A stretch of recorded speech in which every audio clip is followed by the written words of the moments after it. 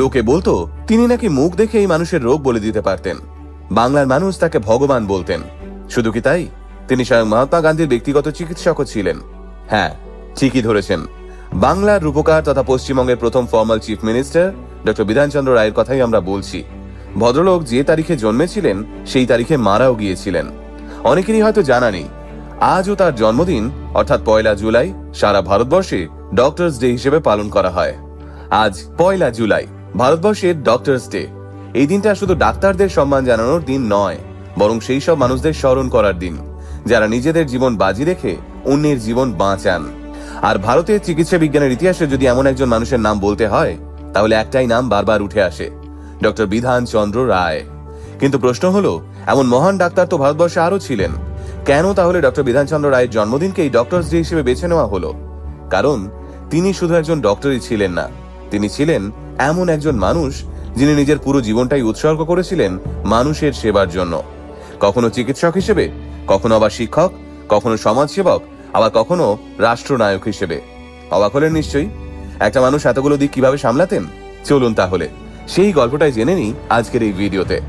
সাল 1882, 1 জুলাই বিহারের পাটনায় জন্ম হয়েছিল তার। ছোটবেলা থেকে মেধাবী ছিলেন, কিন্তু জীবনের পথ মোটেও সহজ ছিল না। অর্থাভাব ছিল নিত্য সঙ্গী। এমনও বলা হয়, ছাত্রজীবনে পড়াশোনার খরচ চালাতে তিনি কলকাতার রাস্তায় ট্যাক্সিও চালিয়েছেন, নার্সের কাজ করেছেন, এমনকি মেডিকেল কলেজের পরীক্ষায় একবার ব্যর্থও হয়েছিলেন। তবে ব্যর্থতা তাকে থামাতে পারেনি। মাত্র 1200 টাকা নিয়ে তিনি পাড়ি জমিয়েছিলেন ইংল্যান্ডে। সেখানেও একের পর এক বাধা এসেছে। সেন্ট বার্থোলোমিউস হাসপাতালে ডাক্তারি পড়ায় ভর্তি হতে নাকি তাকে 30 বার আবেদন করতে হয়েছিল, কিন্তু হার মানেননি তিনি। আর সেই অদম্য জেদের ফল, মাত্র 2 বছর 3 মাসে তিনি অর্জন করেছিলেন MRCP এবং FRCS ডিগ্রি, যা আজও এক বিরল কৃতিত্ব। রবীন্দ্রনাথ ঠাকুর, মহাত্মা গান্ধী, জওহরলাল নেহরু থেকে শুরু করে অসংখ্য বিশিষ্ট মানুষের ব্যক্তিগত চিকিৎসকও ছিলেন তিনি। তবে তার কাছে ধনী গরিবের কোনো পার্থক্য ছিল না। তিনি বিশ্বাস করতেন চিকিৎসা শুধু পেশা নয়, মানব সেবার এক মহান ব্রত। কিন্তু ডক্টর রায় এখানেই থেমে থাকতে চাননি।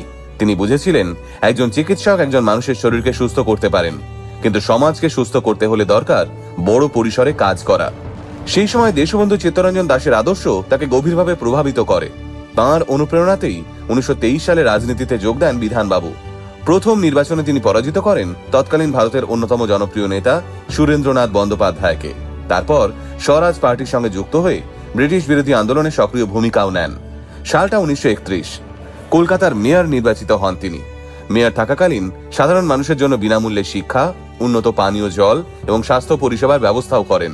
পরে মহাত্মা গান্ধীর ডাকে আইন অমান্য আন্দোলনেও অংশ নেন এবং তার জন্য জেলও খাটতে হয়। এখানেই শেষ নয়, তার জীবনের আরেকটা বড় অধ্যায় এখনো বাকি। দেশভাগের পর বিধ্বস্ত পশ্চিমবঙ্গ যখন শরণার্থী সংকট, বেকারত্ব আর অর্থনৈতিক সংকটে দিশেহারা, তখন রাজ্যের হাল ধরতে 1948 সালের 23 জানুয়ারি ডক্টর বিধানচন্দ্র রায় পশ্চিমবঙ্গের মুখ্যমন্ত্রীর দায়িত্ব গ্রহণ করেন। একজন ডাক্তার হয়েই তিনি বুঝেছিলেন সুস্থ সমাজ গড়তে শুধু হাসপাতাল নয়, দরকার শিক্ষা, কর্মসংস্থান আর উন্নত জীবনযাত্রা। এরপর তাঁর হাত ধরেই গড়ে উঠল দুর্গাপুর, কল্যাণী, বিধাননগর কিংবা আজকের সল্টলেক। এলো শিল্প, শিক্ষা প্রতিষ্ঠান গড়ে উঠল, তৈরি হলো হাসপাতাল। IIT খড়গপুরের মতো প্রতিষ্ঠানের বিকাশেও তার গুরুত্বপূর্ণ ভূমিকা ছিল। তাই তাকে শুধু একজন মুখ্যমন্ত্রী নয়, বাংলার রূপকার বলা হয়। 1961 সালে তাঁর এই অসামান্য অবদানের স্বীকৃতি হিসেবে ভারত সরকার তাকে ভারত রত্ন সম্মানে সম্মানিত করে।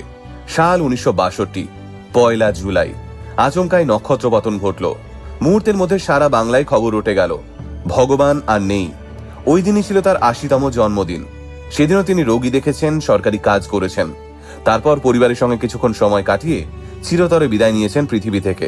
ভগবান বুদ্ধ যেমন তার জন্মদিনেই সমাধি লাভ করেছিলেন, ঠিক তেমনি ডক্টর বিধানচন্দ্র রায়ও জন্মদিনের দিনই নিজের সাধের বাংলা ছেড়ে বিদায় নিয়েছিলেন। আর সেদিনই বাংলার মানুষ হারিয়েছিল তাদের সবচেয়ে বড় অভিভাবকদের একজনকে। তাই আজ 1 জুলাই শুধু ডক্টরস ডে নয়, সেই মানুষটার প্রতি শ্রদ্ধা জানানোরও দিন, যিনি স্টেথোস্কোপ হাতে যেমন মানুষকে সুস্থ করেছেন, তেমনি দূরদর্শী নেতৃত্ব দিয়ে গড়ে তুলেছেন আধুনিক পশ্চিমবঙ্গের ভিত্তি।